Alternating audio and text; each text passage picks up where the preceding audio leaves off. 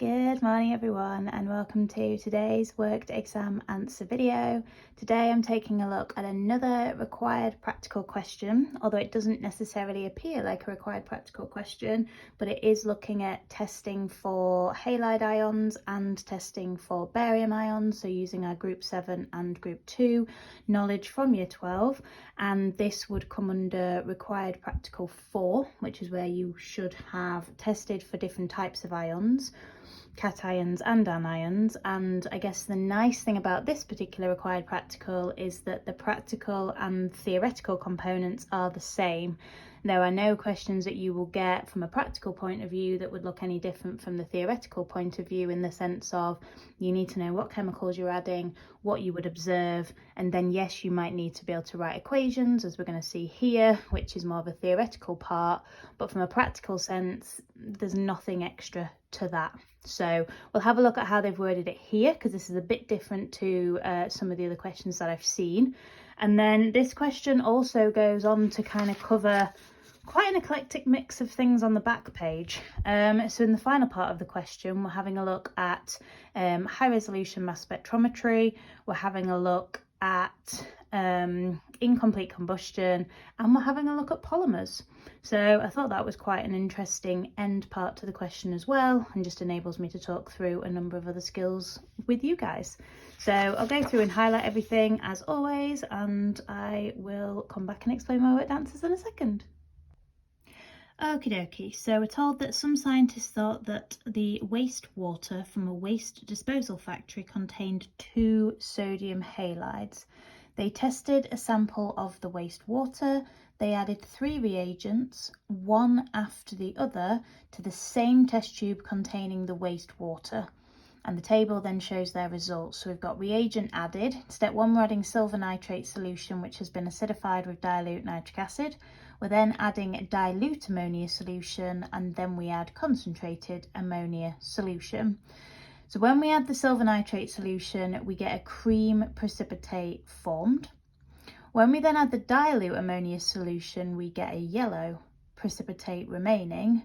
And then when we add the concentrated ammonia solution, the yellow precipitate did not dissolve.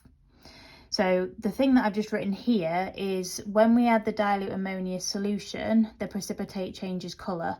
Now we know that there's 2 sodium halides in the original wastewater, so that means we are going to get 2 silver halides, and as we've had a change in the colour of the precipitate from cream to yellow, that would suggest that something has dissolved in the dilute ammonia solution, and I'll come back to why that's helpful in a second.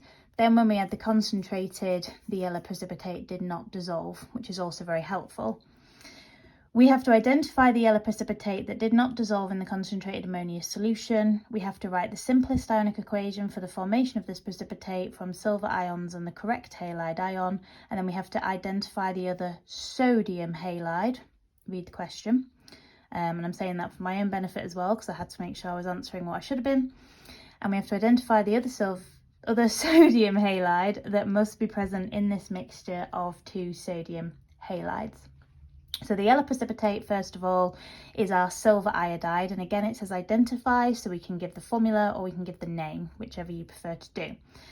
Silver iodide as a yellow precipitate does not dissolve in concentrated ammonia solution. The ionic equation is then showing the formation of said yellow precipitate, and we're told we need to do that from silver ions and the correct halide ion, and that's how we do any ionic equation involving halide ions. We would be using the silver ions, the correct halide ion, to give us whatever precipitate we observe. Now, it hasn't said here to include state symbols, but ionic equations should always have state symbols. So the silver nitrate is a solution. We know that from the question, but we should also know that all nitrates are soluble, so that would be a solution. We're adding wastewater, which has got things dissolved in it, so we're going to have an aqueous solution containing the halide ions, and then as the silver iodide is a precipitate, that needs to be a solid.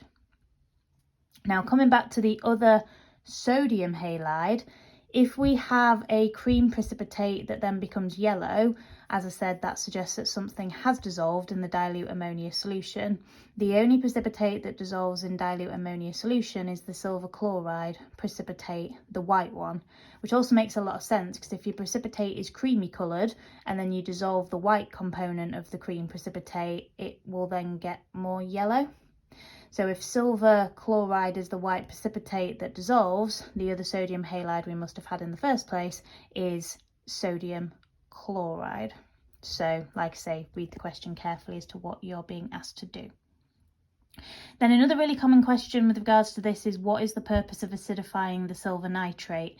And we need to be removing other ions which could form precipitates that are going to confuse the test, because if we're looking for halide ions and we're trying to identify which halide ions we've got based on precipitates that are made, we can't be having other ions present that were also going to form precipitates, which it's just going to confuse the situation. We're going to get false positive results potentially. So carbonate ions and hydroxide ions are particular ions that we want to get rid of, because nearly every carbonate is insoluble and nearly every hydroxide is insoluble. So if those carbonate and hydroxide ions were to react with the silver ions, they would also precipitate out of solution as silver carbonate and silver hydroxide. So we have to get rid of those ions. And when we acidify other substances for chemical tests, I'm thinking testing for sulfate ions, you add acidified barium chloride. The acidified part, again, that would be hydrochloric acid or nitric acid, is being added to again remove those same ions. So that's quite a stock answer that you can give in various questions. We're then asked to give a reason why the method that the scientists used could not detect one type of halide ion. What is that halide ion? And give a reason for your answer. So the fluoride ion is the one that we need to identify, and the reason why we can't use this method of finding precipitates and checking whether precipitates dissolve or not is because silver fluoride is soluble and thus does not form a precipitate. It would give us a colourless solution, and we would have no clue that we'd made a colourless solution in this experiment, because the silver nitrate solution would be colourless, and I'm imagining that the wastewater would be colourless as well. So making a new colourless solution is not going to help us in identifying or knowing that we had fluoride ions in there. So we do need to know that silver fluoride is soluble and thus does not form a precipitate. And again, that has come up in various questions like this one before. So definitely a good thing to be aware of.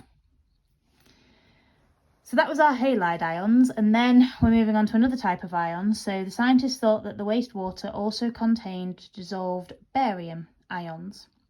An aqueous solution of sodium sulfate can be used to test for the presence of dissolved barium ions. Write the simplest ionic equation for the reaction between the barium ions and the sulfate ions to form barium sulfate. State what is observed in this reaction, and then give a use for barium sulfate in medicine, and explain why this use is possible given that solutions containing barium ions are poisonous. So there's a few different things we have to do in there. So starting with the simplest ionic equation, we've got our barium ions, which again we're going to have as a solution. We've got sodium sulfate, which we're told is a solution. Now it's the sulfate ions that are important there, because the precipitate that we get is a precipitate of barium sulfate. So we've got the barium ions from the wastewater, the sulfate ions from the sodium sulfate coming together to make barium sulfate, which is insoluble and observed as a white precipitate. And in terms of the use of barium sulfate in medicine, patients are given a barium meal before going to have an x-ray. It's used as like a contrasting agent, so it helps our internal organs show up better on x-rays. And the reason why it's perfectly safe to do this is because whilst solutions containing barium ions are poisonous, barium sulfate is insoluble. It's not a solution, and the fact that it's insoluble is what makes it really safe, because it can't dissolve into our bloodstream. We ingest it, it passes through the stomach and intestines presumably, and then we pass it out, and it does not dissolve into the bloodstream or any other liquids in our body because it is completely insoluble, and that's what makes it safe. We do need to know some uses of group 2 elements and their compounds, and barium sulfate in medicine is one of those. So if you weren't aware of that, you are now. Okay, and then turning over, like I say, they linked a lot of different things here. So the scientists also analysed the exhaust gases from an incinerator used to destroy waste polyethylene. Mass spectrometry showed that there was a trace gas with a precise MR of 28.03176 in the exhaust gases from the incinerator. We're then given some precise relative atomic mass data for carbon, hydrogen and oxygen. So when we actually measure the atomic masses to 5 decimal places, we can see, with the exception of carbon, that they're not all as they are given on the periodic table. So oxygen is rounded to 16.0 on the periodic table, but the precise relative atomic mass is actually 15.99491. Likewise, hydrogen is rounded to 1.0, but actually it's 1.00794. Carbon is the only one that will be exactly 12. No matter how many decimal places we go to, carbon is 12 because carbon is the standard. And thus, when we're defining relative atomic mass, we say it is the weighted mean mass of an atom compared to 1/12 of the mass of carbon-12. And that's because carbon-12 is our standard. It has a value of 12. A 12th of 12 is 1, and everything is then compared to that. So that's what that table's telling us. Now, what I then did is I numbered the 4 different things we were asked to do in this question. So we have to use the data to show that the trace gas is ethene and show our working. We then have to suggest why both ethene and carbon monoxide might have been identified as a trace gas if the scientists had used relative atomic masses to a precision of only 1 decimal place. Then we've got to write an equation for the incomplete combustion of ethene to form carbon monoxide and water only. Then we're told that ethene is used to make polyethylene. We have to draw the displayed formula for the repeating unit of polyethylene and name this type of polymer. So there's 4 different things that we need to do there. So I've numbered them 1, 2, 3, 4, and there's nothing to stop you from going back and ticking each component to make sure you've answered everything that you're asked for. This is worth 5 marks, so although there isn't a lot of things you can say to get each mark, we do need to make sure that we have covered all of the different things that they're looking for. And in theory, we could have done that for some of these questions as well, particularly part B, where we were asked for an equation, state what is observed, give the use, and explain why it's possible to use barium sulfate in that way. You could have also numbered each of those and ticked off when you'd done them, because it is very easy to miss out sections of what a question is asking you. So potentially a helpful little exam tip there. So to show that the trace gas is ethene, formula of ethene is C2H4. So we've got 2 lots of carbon-12, add 4 lots of the hydrogen at 1.00794. If you add all of that together, you get the precise MR that was given to us in the question, 28.03176. If we'd have only done it to 1 decimal place, ethene, with its 2 carbons and 4 hydrogens would have come to 28.0 to 1 decimal place, and carbon monoxide, CO, 12 for carbon, 16 for oxygen, would have also come to 28.0 to 1 decimal place, and then they would not have been distinguishable from one another. And that's where the precise relative atomic masses come in, where you've got compounds that would have the same MR to 1 decimal place. If they have different molecular formulae, then you can distinguish between them by using precise relative atomic mass data. So we can't distinguish between them using low resolution mass spectrometry, but we can distinguish between ethene and carbon monoxide using high resolution mass spectrometry, where we get the precise relative atomic mass values to 5 dp. Next up is the equation for the incomplete combustion of ethene to form carbon monoxide and water only. So C2H4, oxygen needs to be diatomic, carbon monoxide, water. Any combustion equation, always start by balancing your carbons. So 2 carbons in ethene, 2 lots of CO made. Then balance your hydrogens, 4 hydrogens in ethene, so 2 lots of water are going to be made. Then you can add up the oxygens in both of the products, so 2 from the CO, 2 from the water, which gives me 4. That means we're going to need 2 moles of the diatomic oxygen to give me 4 moles of oxygen on the left hand side. And if we were to start balancing the oxygens first, or we didn't essentially do the oxygens last, the number of oxygens is going to change if we change the amounts of either product. So that's why we choose to do the carbon and the hydrogen first, because if we did carbon, then we did oxygen, then we did hydrogen, we'd have to go back and tweak the oxygen because it would be changed by the number of waters that we had made. So that's our equation for our incomplete combustion. And then we're told that ethene is used to make polyethene. We have to draw the displayed formula for the repeating unit of polyethene and name this type of polymer. Now, some students can get confused between what is a repeating unit and what is the polymer structure. The polymer structure would have the brackets and the N outside. The repeating unit does not, because the repeating unit is the part that is repeated over and over again to give us that polymer structure. So for polyethene, we've got this structure for our repeat unit. So we've opened up the double bond, we've got the continuation bonds coming out the sides, and then we've got the 4 H's that would have been initially on my ethene monomer. And this type of polymer is an addition polymer.